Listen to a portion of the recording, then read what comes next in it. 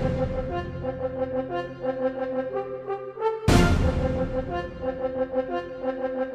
going to talk a little bit about the Suwannee and the crew members and a lot of things that happened. First of all, if you'll tell me what y'all did on the Suwannee, what your positions were. Well, in 1942, I came aboard the Suwannee, and then I happened to get in a little bit of trouble, so they took me off the Suwannee, and then after that, they went to North Africa, and then I was put back on the Suwannee, back in Espiritu Santos, in the Pacific, and then I went through all the battles, with the exception of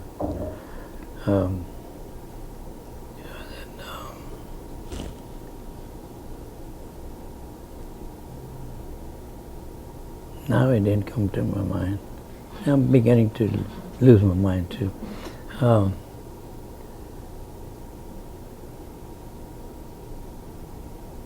One battle that we missed. Anyway, that's because we were in the States being repaired after we had the Battle of Leyte. Battle of Leyte, that's what... Leyte Sea, yeah. We got... that's where they got hit. Got hit, and we had to come back to the States. And that's the only battle that we missed. Iwo Jima. Iwo Jima? Iwo Jima's the only one, yeah. That's the only one that we missed. What did you do, Mr. Lozano? What did you do on the ship?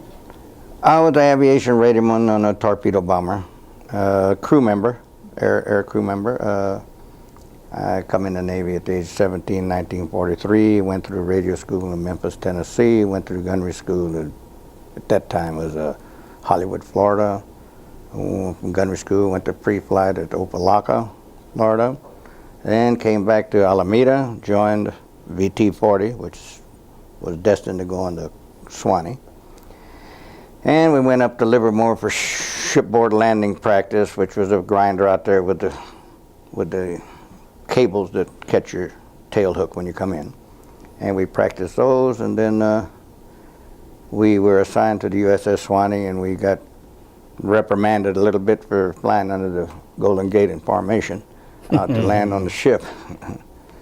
So my primary job was just flying combat sorties. I was awarded 38 combat sorties during the operation of Okinawa and Borneo. I was on the ship, they called us the Airedales. In other words, we were supposed to be elite. All we did was sleep, eat, and fly. And these guys on the ship, of course he flew, he's got his wings there on this deal, and he flew also. The main thing was to get to the target, get the blip on the old Baker gear, and get back to the target. Of course, a couple of times I got the wrong blip, but it was always a sister ship, so we'd be around close anyway.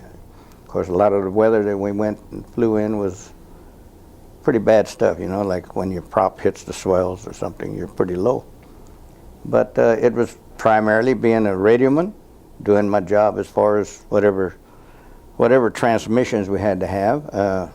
They trained us for did and the key button and semaphore, what have you. When you got over there, though, you just grabbed the deal and started talking. No problem. You didn't have time to be playing with a button.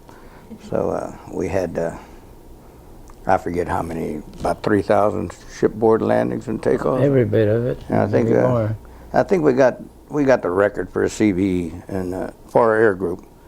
It's all in the book. Your dad probably has, your granddad, he probably has it. We set quite a few records. Yeah, they just gave me the gentleman who were just in here gave me a kind of bragging rights. So there you go. I purchased the book from Mr. Smith that he put together, so I'll be going to that on my way home. And so y'all were there in October of '44?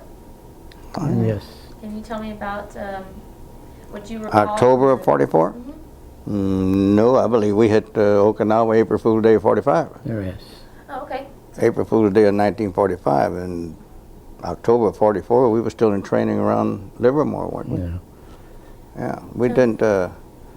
We didn't take off for Okinawa until late After January. After when we came back from the States after being repaired, we went to Okinawa.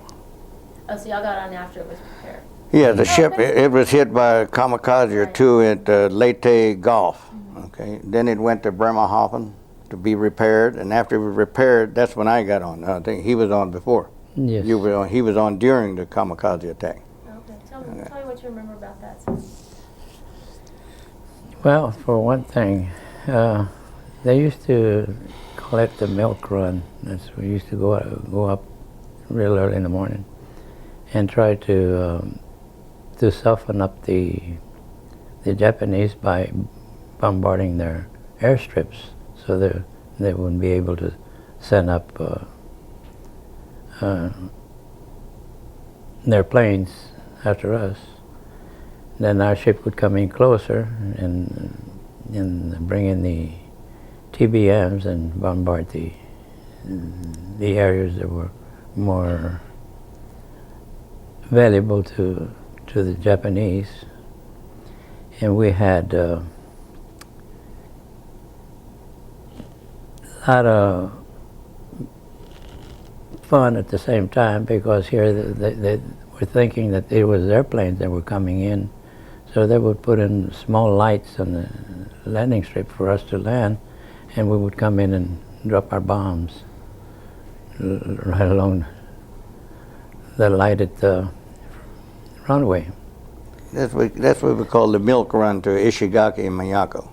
They had airstrips, and we kept holes in the airstrip. And like they said at the meeting, that they'd repair them that night and we'd tear them up the next morning. They'd repair them that night and we'd tear them up the next morning. So in between that, we go back to Okinawa and we pull skip bombing missions into the caves, and air coverage for landing troops or troops that call in for whatever they wanted. We did do much of napalm of that. We did, that time it wasn't that much, but we did, our planes carried either 4 500 pounders, 12 100 pounders, or 1 1,600 pound torpedo. By the way, on the torpedoes, I forget how many we had aboard ship, but there was about 4. We had about 18 in one stand, one wreck, Because he used to have to load them. to charge them up. Well, how many of them were inoperative, though? No, but see, they have a little tank that we service with alcohol, and well, they put so much into the tank and so much for us. It's put in you a know, little Coke like bottle. 110. It was 100. And a couple of drops in a cup of grapefruit juice, and you had a good drink. So his shop was the gathering place for the Tex-Mex crew from Texaco. Well, not Mexico, from Texas, California, that all of the Chicano groups, right?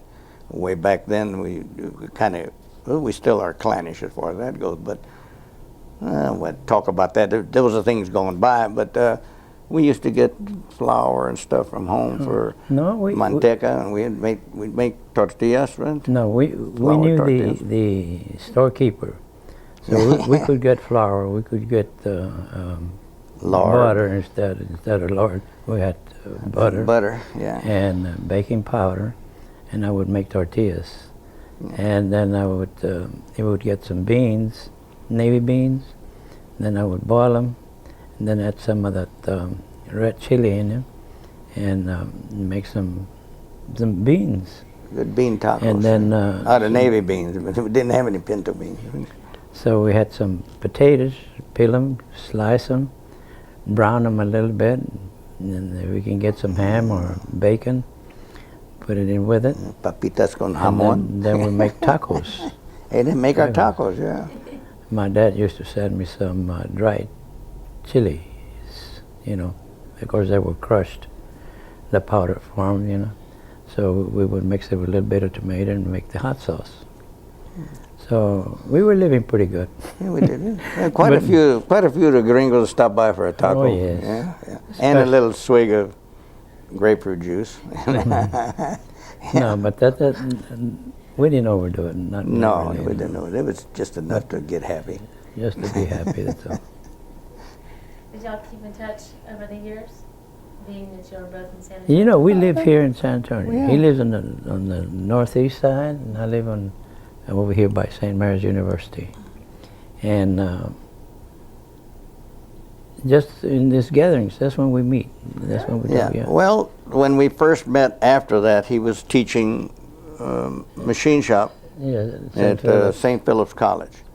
And I went there on the GL bill because I later on, I re-upped into the Army, and I put 26 years combined Navy-Army time and retired.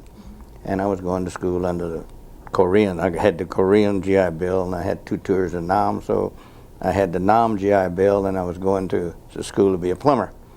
But he was teaching machine shop, you and Fred Galan, remember, right?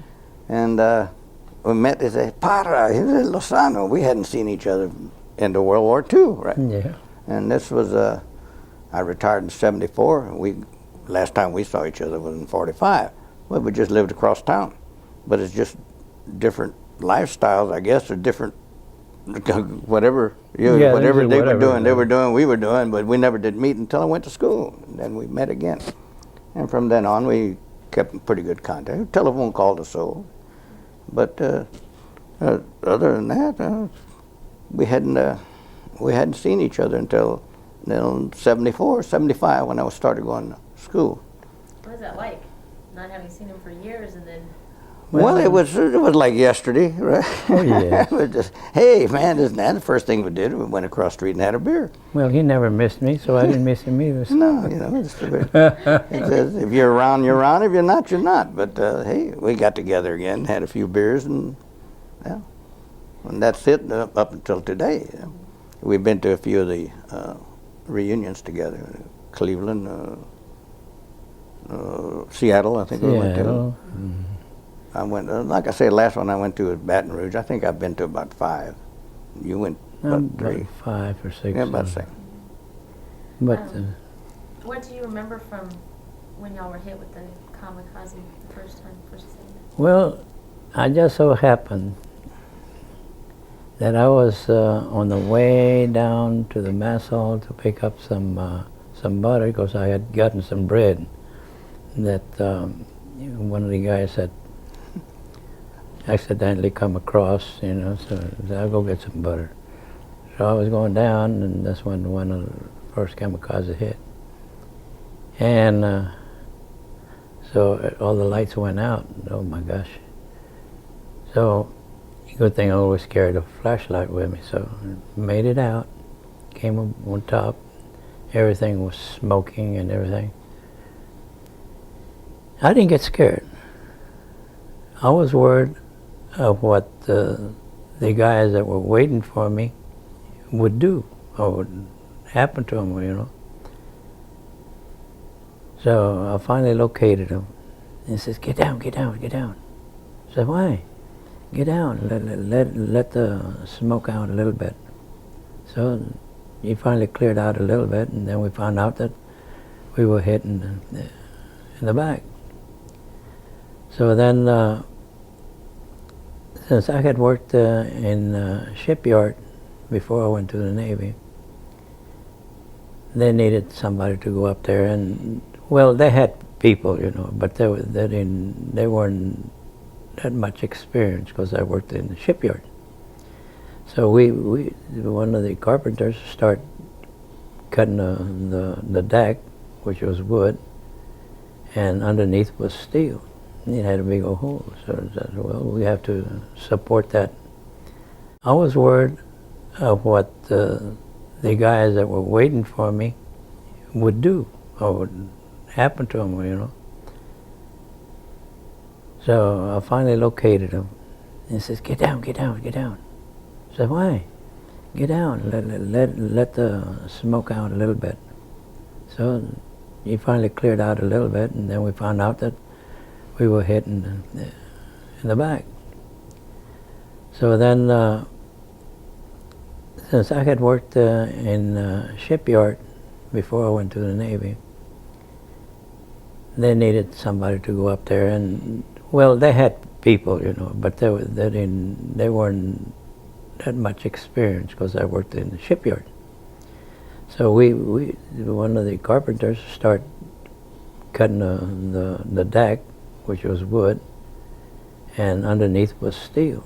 It had a big old hole. So I said, well, we have to support that hole with some cross members. So we went ahead, and I volunteered to weld, so we welded it.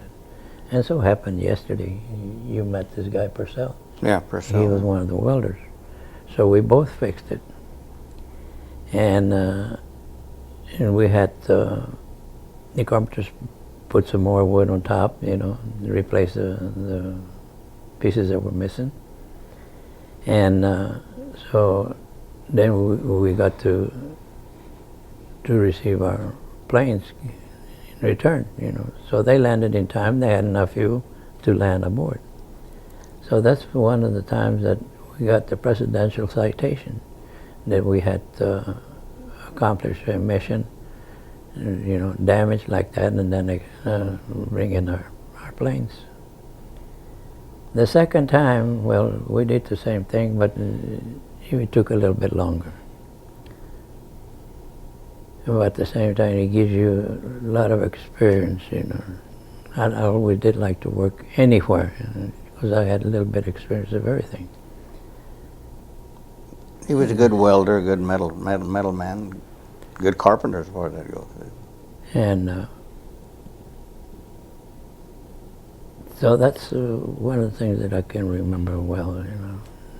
I took pride in showing other people and then myself, you know, accomplish something myself. Yeah, some of the men have told me that y'all got it fixed in about 90 minutes Yes. for the planes to land.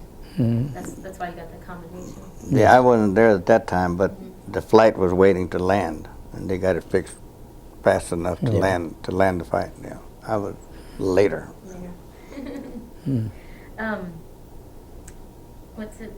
What would you like for people to remember about your service during the war? What would you like your families and other people to know? Well, the only thing is that just to remind our grandchildren that what we had accomplished, and that's about it, and be a true American, to, in case called for duty, you know, to serve our country, to be with open heart. Oh, me? Oh, well, that's I didn't make it in when I was 16. I made it in when I was 17. But as far as my career goes, we very seldom talk about it, what have you, except when we get to a meeting, maybe we remember some of the funny things. But as far as my family, my children, or generations coming up, I just hope they all feel as obligated or to and appreciate that what they have in the United States is nowhere else in the world. Nowhere else in the world do people have the rights or have the privilege of fighting for the country or advancing as far as they want to go as the United States. And my family and so forth, even when I went in the Army, my children learned that, hey, Okinawa's all right, but they don't live the way we do. Germany's all right, but they don't live the way we do. Philippines all right, but they don't live the way we do.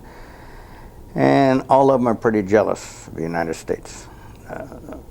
I will say, and I don't care what anybody else says, we're not very well loved. It may appear that way, but no, we're not very well liked. People are jealous of the United States, and they always will be, I guess. If we can hold on to it, it'll be fine. If we don't, well, we're going to be living the way they do, and I don't think it's right, and I don't think they want to live that way.